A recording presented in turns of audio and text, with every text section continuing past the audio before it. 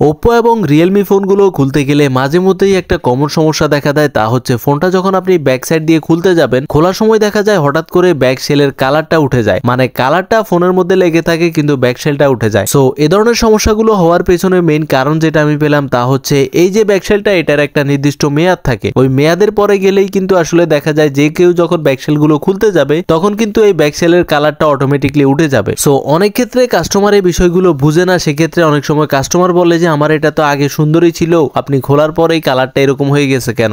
ব্যাকসেলটা যদি আপনি হিট দিয়ে খুলতে চান, হিট দিয়ে খুলতে গেলে কি হবে, আপনি যখন হিট দিয়ে খুলবেন তখন দেখা যাবে কালার আরো বেশি করে উঠবে। সেজন্য আপনি সবসময় চেষ্টা করবেন যে লিকুইড ব্যবহার করার জন্য। ব্যাকসেলের চারপাশে হালকা করে গ্যাপ করে হালকা করে লিকুইড দিয়ে দিবেন, তাহলে কি হবে, ওই লিকুইডটা আঠাগুলোকে নরম করে ফেলবে, পরবর্তীতে খুলতে সুবিধা হবে। কিন্তু আপনারা দেখতেই পাচ্ছেন আমি খুব সুন্দরভাবে ফোনটাতে লিকুইড দিয়ে খোলার চেষ্টা করতেছি, কিন্তু তারপরেও কিছু কিছু সাইডে কালার উঠে গেছে। সো যারা টেকনিশিয়ান ভাই আছেন অবশ্যই কাস্টমারের সাথে কথা বলে নেবেন ওপ্পো আর রিয়েলমি ফোন খোলার আগে, না হলে পরবর্তীতে ঝামেলায় পড়তে হবে আপনাকে।